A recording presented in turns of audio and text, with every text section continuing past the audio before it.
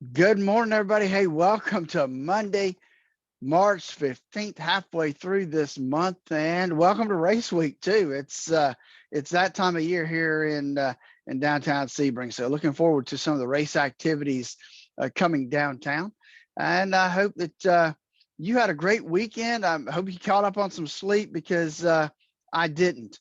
It's yeah, one of those days where that you're missing that first hour of sleep. So I hope that we've got some stuff to talk about today as we really and truly get towards the end of earnings season. I know we'll have a few economic numbers coming out, but stay tuned and let's see what Dave and I can come up with. Is there, and what about love? What about love? Well, what about money?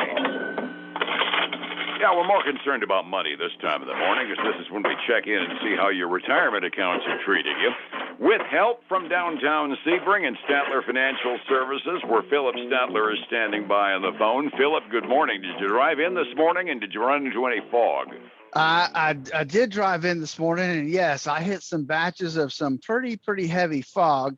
A couple spots on the way in, so be careful out there, folks. It can come up on you pretty quick.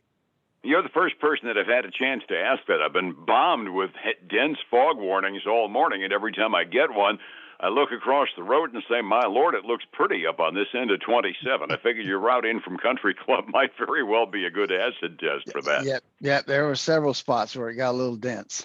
It was out, though. I'm glad to know that it's out there. I'm not fibbing to people. Setting the table for the morning, Friday was, on balance, a pretty good day. It looks like the rotation into blue chips continues. Dow Jones Industrial Average closed up 293 points. That's within an inch of a new record close. Standard & Poor's 500 did, we think, hit a record close. It was up only 4 points, but it had gone down a little bit during the day when it hit an intraday record a day earlier. And NASDAQ continued to shed just a few points. It wasn't catastrophic, but down 79 points on Friday. So we're still kind of rotating into the old line stocks, it looks like, aren't we? It definitely looks that way, Dave. It looks like the NASDAQ continues to just give back a little here, a little there. And then the other indexes seem to be gathering from that, and the Dow more than the S&P 500 at this point. Yeah, which kind of gives me the feeling that it's, kind of I don't want to say flight to safety, but at the very least, flight to conventionality might be the proper term. Well, yeah, typically we're going to see rotations throughout the cycles. And so I think this may be just one of those cycles where, the NASDAQ stayed up pretty high for a pretty long time, had a really good year last year. And so I think we're just going to continue to see some people take their money off of the technology table and start finding things that maybe didn't perform as well last year that have some prospects for the current year. Understood. Now, it's not to be said that NASDAQ is a sell at all costs type of proposition. I mean, the index is at 13,319. That's still, relatively speaking, nosebleed territory. It just isn't getting the run-up that the Dow and the S&P appear to have gotten. We start the morning off with the Empire State Business Manufacturing Index, and that's some good news to start the week off. Manufacturing activity up in New York, 8-month high. It went from 12-something up to 17.4 this month. That's got to feel good for folks with investments in the northeastern part of the country. It definitely does, because that's quite a bit better than expected. They expected that number to be about 15. So you got to like that. When the Northeast starts to do well, that really tells you that the rest of the country should start to move in that direction too, because they're usually lagging behind in a lot of those areas. And it needs to be said, too, that we're talking about current month, and New York hasn't exactly been opening like a house afire either. No, it hasn't. We've seen a little bit more leniency in New York and California here in the last month or so. So maybe that's an indication that we're seeing there from the Empire State Index.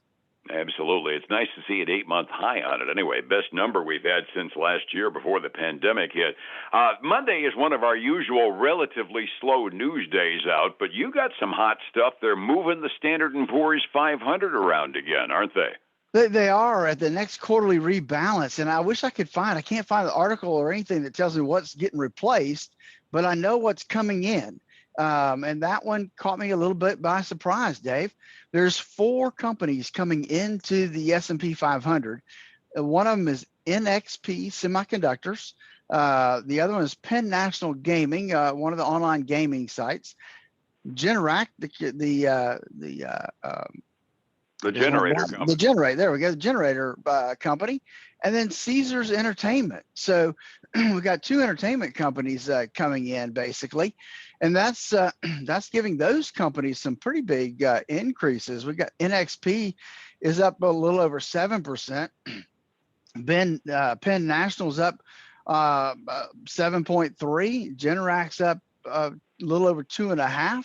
And Caesars is up almost 4%. So those stocks are getting some help by that announcement this morning. Again, I'm not sure exactly what's coming out, but that's what's going in.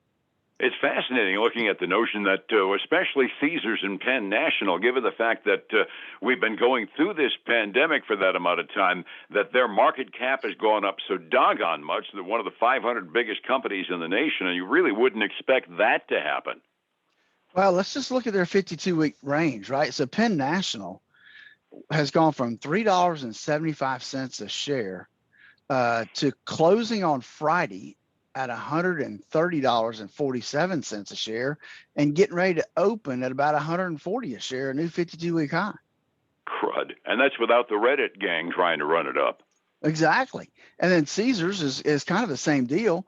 Their 52-week high is their 52-week range, they were down as low as $6. They closed Friday at 100, and now they're getting ready to open up at $104.50, which is a new 52-week high for them too. That's utterly amazing. Generac doesn't shock me all that much, given the way that people have been, putting in the backup generators and the like in their house. Evidently, our part of the country isn't the only one that's thinking generators might make sense. Oh, can you say Texas? Texas, yeah, that's right, exactly. They probably think that's probably a good idea now. The other thing we need to look at is kind of what does the week look like, because we do have some numbers coming out to talk about later this week. I mean, tomorrow, I think will be a decent day in terms of economic news. We got retail sales coming out, import prices, and so those are some pretty big things to talk about, as well as on Wednesday we've got housing starts and building permits. So, and then of course our regular deal on Wednesday when it comes to first-time claims. That's right. We've got a bunch of stuff that's going to affect the market, especially with the housing. I would imagine is. Construction, given the miserable month that Texas had, is going to be an interesting question as to what happened as far as our housing starts are concerned. Well, that's true, because let's face it, there wasn't much happening in Texas last month. Yeah, that wouldn't be a big surprise. Other things we're at the end of earnings season. Is anything going on the earnings front worthy of reporting this morning? I don't see anything coming out this morning that I've seen. I mean, there still are some laggards coming out. I just don't see anything hitting my board yet in terms of anything of household significance. Nothing really rang a bell when I went through the expected reports either. I do notice that our interest rates are continuing to go. The bonds are still climbing on yield. I'm up by a couple of basis points on the 30-year bonds, and considerably up. We're at 1.623% on the 10-year Treasury notes. That's not going to help NASDAQ this week, I'd imagine. And no, if it continues to go up, it won't. So that will be, that's one of those things that we would rather, in terms of stock indexes, we'd rather that thing start to slide down a little bit. Not going to help our federal debt either when we start renewing some of those bonds when they come back up, is it? No, that's going to be probably the biggest thing that devastates us, is when those interest rates continue to go up. It's going to just play havoc on our budget. That's my biggest concern as I look at $1.9 trillion worth of new debt added in the last week alone. And then I see the 10-year and the 30-year Treasury notes going up. That means it's going to cost us more to borrow the money to be able to finance all those payments as well, whether they're good or bad. The price tag down the line just went up by a substantial margin.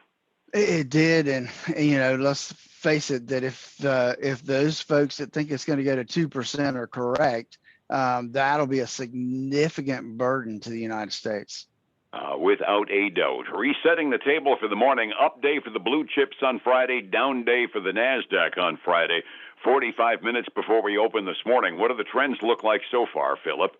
You know, on the stock front, it's like you said, it's a mixed bag. We got the Dow actually up a little over 0.1%, but the other two indexes sinking down. We've got the S&P 500 down a little over 0.1%. NASDAQ's down 0.1%.